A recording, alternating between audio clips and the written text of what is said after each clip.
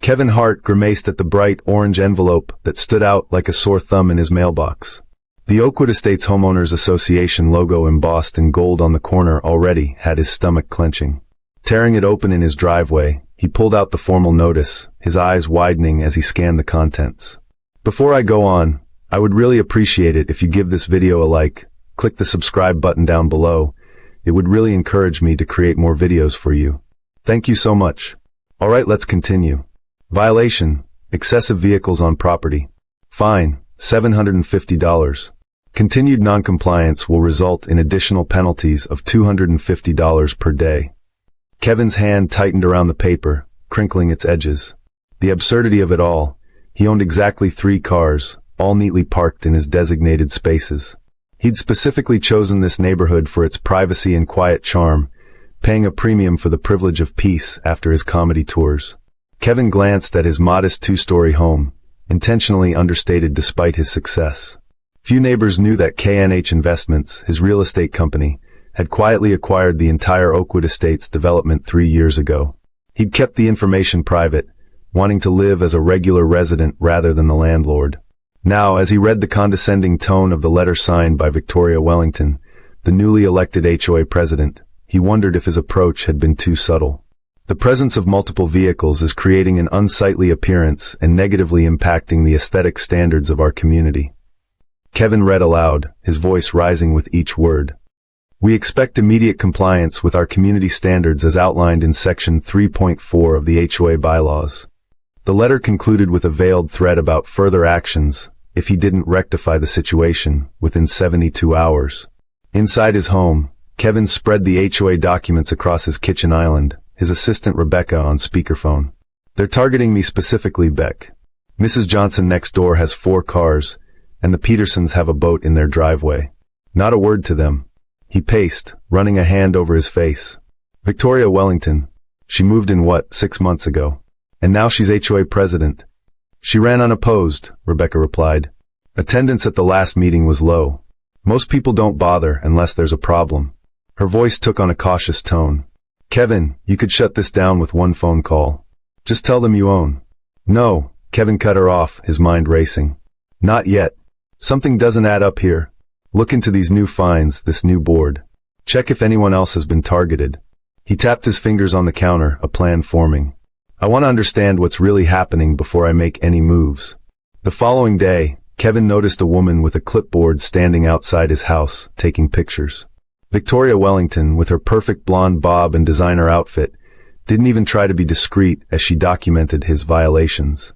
When she spotted him watching through the window, she offered a smug smile and a patronizing wave before continuing down the street, bypassing houses with far more clutter than his. That evening, a mass email went out to all Oakwood residents announcing an emergency HOA meeting to address growing concerns about neighborhood standards.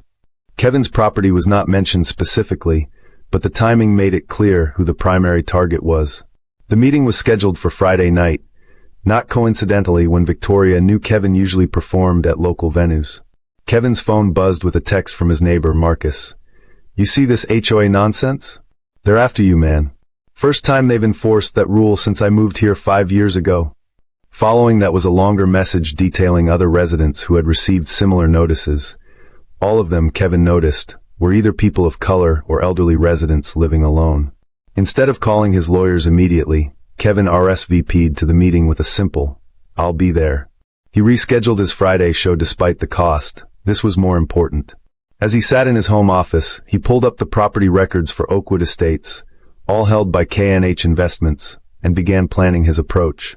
They wanted to play hardball with the wrong person, and Kevin was prepared to let them dig their own grave before revealing his hand. The Oakwood Estates Community Center buzzed with tension as Kevin slipped into the back row. He'd arrived deliberately late, hoping to observe the dynamics before announcing his presence. Victoria Wellington stood at the podium in a crisp white blazer, her voice carrying across the room with practiced authority as she detailed the declining standards of their once pristine neighborhood. Kevin noticed the demographic makeup of the room immediately, the front rows filled with older white residents nodding in agreement, while the handful of minority homeowners sat scattered toward the back, expressions guarded. And now, to address our most pressing concern, Victoria's voice shifted as she pulled up a PowerPoint slide showing Kevin's house with his cars circled in red.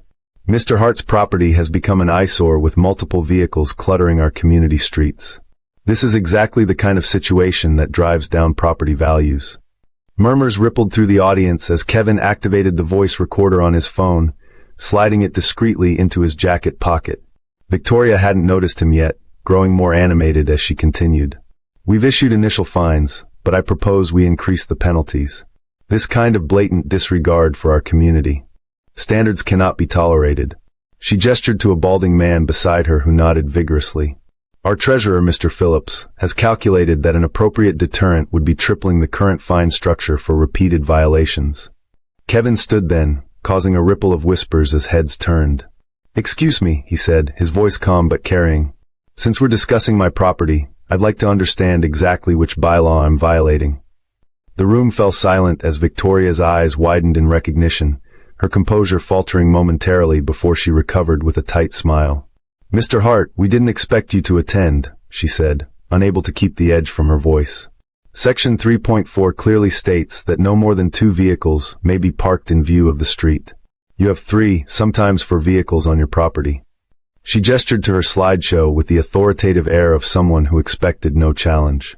Kevin moved to the center aisle, addressing the room rather than just Victoria. That's interesting because I've reviewed the bylaws extensively, and Section 3.4 actually states that no more than 2 commercial vehicles may be visible. My cars are personal vehicles, not commercial. He pulled out his own copy of the bylaws, highlighted and tabbed. And if we're enforcing parking rules, I'm curious why this same standard isn't being applied to the Andersons or the Millers. He named 2 households with board members present. Victoria's face flushed as she conferred hurriedly with Mr. Phillips. The board has discretion in interpretation and enforcement, she finally responded, her voice brittle. And we've determined your situation to be problematic. Without allowing further discussion, she called for a vote on the increased penalties, which passed with a quick show of hands from the front rows. As the meeting moved to other business, Kevin quietly approached Marcus and 3 other neighbors who had received similar notices. Keep documentation of everything, he whispered. Photos of other properties with similar situations that haven't been fined. Copies of all communications. We'll need it. They nodded, a silent alliance forming against the increasingly hostile board. On his way out, Kevin overheard Victoria speaking to Mr. Phillips. Once we get those troublemakers out, we can move forward with the neighborhood improvement plan. Property values will soar. Kevin slowed his pace, catching Phillips' response. The special assessment funds should cover the first phase. We'll start with our streets first, of course. Back home, Kevin called Rebecca. I need you to pull everything, financial records, minutes from every meeting for the past year, and any communications about this neighborhood improvement plan they mentioned. He paced his living room, energy coursing through him. And connect me with Sharon from legal. We need to review their bylaws enforcement history, focusing on any pattern of selective application. Kevin spread the documents across his dining room table, forming a paper trail of injustice that made his blood boil. Rebecca had delivered beyond expectations, obtaining HOA financial records through his company's rightful access as property owner. The numbers told a damning story. Funds diverted from community maintenance into a vaguely labeled improvement fund that had grown to nearly $200,000 over 18 months. Even more concerning were the meeting minutes showing discussions of neighborhood enhancement initiatives that conspicuously focused on streets where board members lived. This can't be legal, Marcus said, examining the budget reports Kevin had shared with his small coalition of targeted neighbors. The group had grown to 7 homeowners, each with similar stories of sudden, aggressive enforcement. An elderly woman named Rosa dabbed at her eyes. They fined me $500 for garden gnomes I've had for 15 years. Said they were unapproved lawn ornaments after all this time. Kevin nodded grimly, pointing to a pattern he'd highlighted across multiple documents. Notice how every citation in the past 6 months has been issued to homes on Oak Lane and Maple Drive. That's where we all live. Not a single violation for anyone on Wellington Court or Phillips Way. The implications hung heavy in the air. The streets named after the board president and treasurer remained mysteriously violation-free. Marcus's wife Janelle, who worked in real estate, shook her head as she reviewed property records. These improvement plans they're discussing, based on this map, they're planning to renovate the community entrance nearest to their homes add exclusive landscaping to their streets, and repave their section first. Meanwhile, our streets haven't had maintenance in 3 years. Kevin's attorney Sharon joined the meeting via video call, her expression grave as she reviewed the evidence. This is textbook selective enforcement, which violates HOA governance requirements. The financial misappropriation is even more serious. Technically, they're required to use maintenance funds proportionally across the community, unless specifically voted otherwise by all members. She tapped her pen thoughtfully. The demographic pattern of enforcement is concerning too. I've counted 11 enforcement actions, all against minority homeowners or elderly residents living alone. That evening, Kevin took a calculated risk, knocking on the door of Janet Miller, the HOA secretary who seemed uncomfortable during board votes. When she answered, her eyes widened in recognition. I'm not supposed to speak with you, she stammered, glancing nervously over her shoulder. I understand, Kevin replied calmly. I'm just trying to make sense of some things. I noticed the board approved a special assessment for community improvements. As a resident, I'd like to know more about the plans. His approach was casual, non-confrontational, giving her space to choose her response. Janet hesitated before stepping onto her porch, closing the door behind her. It wasn't my idea, she whispered. Victoria and Phillips presented it as a way to increase property values, but... She glanced around nervously before continuing. There's a developer. Victoria's brother-in-law. They want certain properties to sell, specifically on your street. The fines, the harassment, it's all designed to force sales. The final piece clicked into place the next morning when Rebecca called. Kevin, I found something. Victoria Wellington doesn't just want to force sales. She wants your property specifically. Her husband's development company has plans filed with the city for a luxury townhouse complex exactly where your home sits. They need your lot plus 2 adjacent properties to make it work. Kevin stood at his window, watching as Victoria walked past his home with her clipboard, making notes with exaggerated gestures. The pieces had fallen into place, the targeted enforcement, the financial mismanagement, the long game they were playing to force out residents who didn't fit their vision. He pulled out his phone and sent a group text to his coalition. Time to move to phase 2. Emergency HOA meeting next Friday. I'll handle the arrangements. Kevin studied the eviction notice with an eerie calm that belied the storm brewing within him. Final warning. Compliance required within 48 hours, screamed the bold red letters.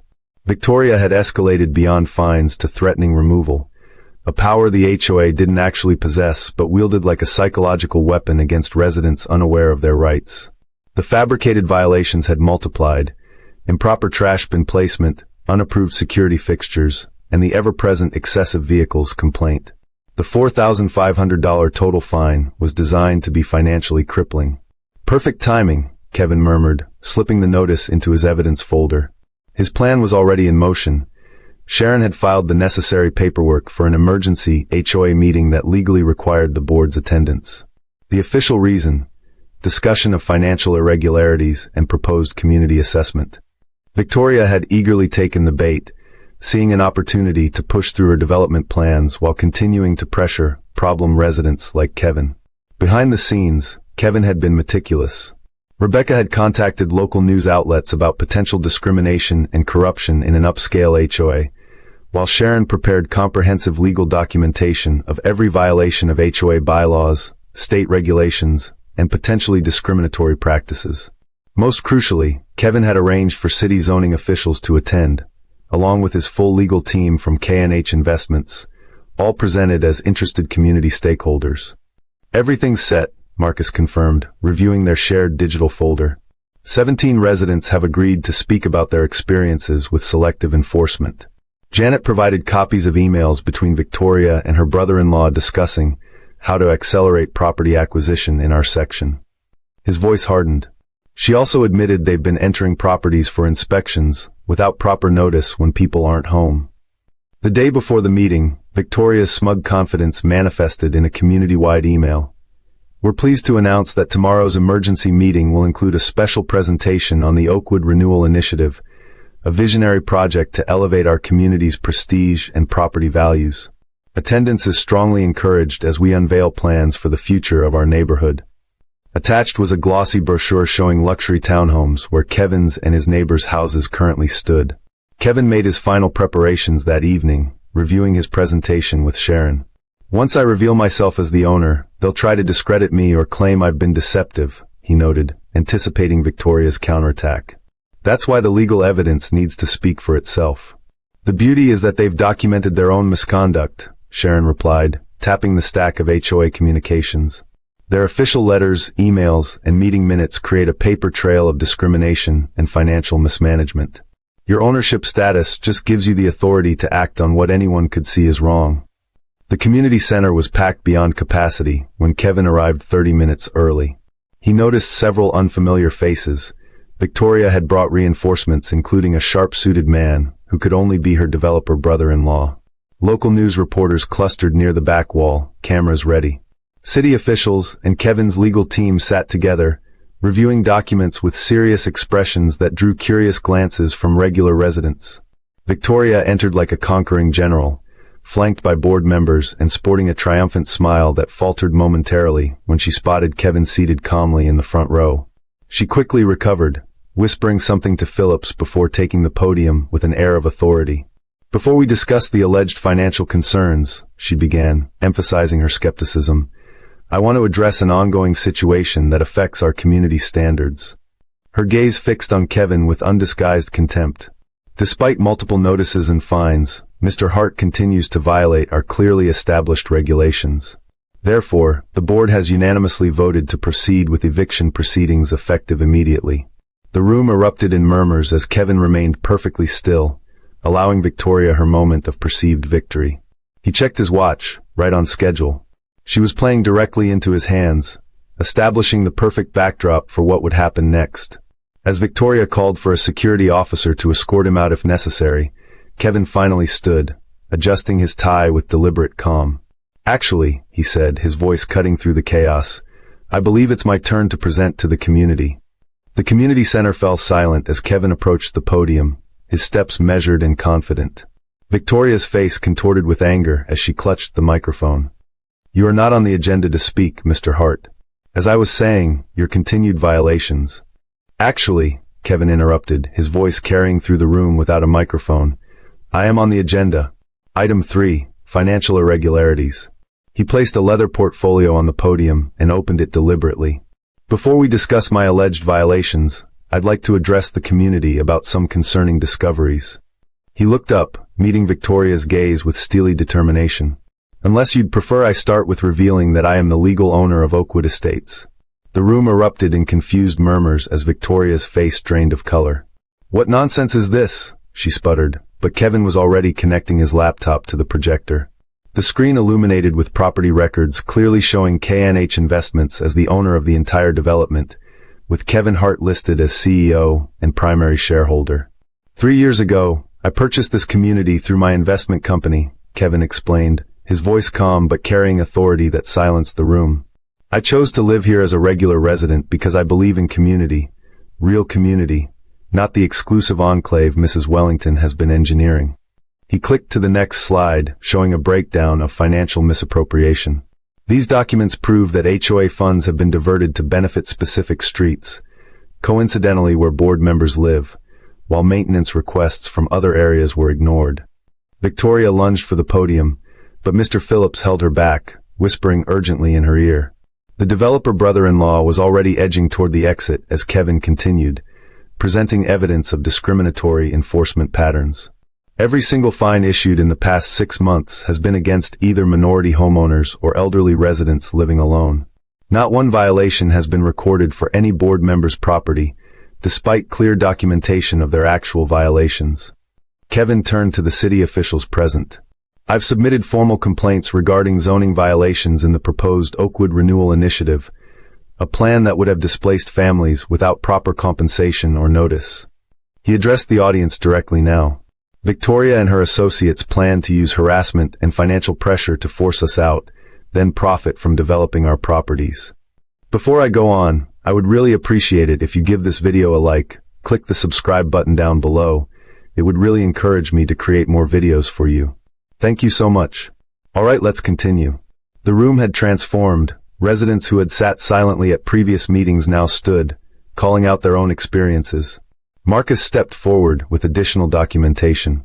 We have evidence of unauthorized property inspections, selective enforcement, and discriminatory practices that violate federal housing laws. Victoria finally found her voice. "This is absurd.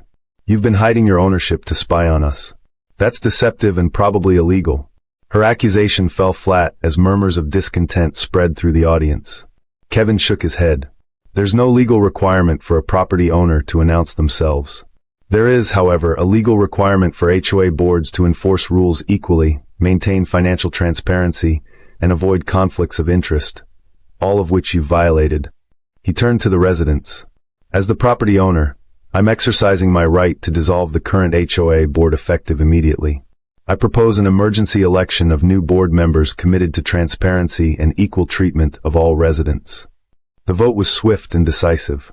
Victoria and her allies were removed, and a diverse group of residents including Marcus, Rosa, and Janet were elected to form an interim board. As the meeting concluded, Kevin addressed the subdued crowd one final time. "I bought this community because I believe neighborhoods should be just that, places where people of all backgrounds can live with dignity and respect. The HOA exists to maintain our shared spaces, not to harass or exclude." Outside, as Victoria and Phillips were being questioned by reporters about the financial discrepancies, Kevin met with the newly elected board members. "I'll be stepping back from day-to-day operations," he explained, "but KNH Investments will fund immediate repairs to all neglected areas and establish a transparent financial system anyone can access." He smiled as he watched families lingering to talk, neighbors who had previously avoided each other now exchanging contact information and sharing stories. Marcus clapped Kevin's shoulder. "You could have shut this down from day one, but you let them dig their own grave while building community among the rest of us." Kevin nodded, watching as Victoria's car sped away from the parking lot. The orange eviction notice she had placed on his door now seemed like a distant memory, a small price to pay for the neighborhood he had always envisioned.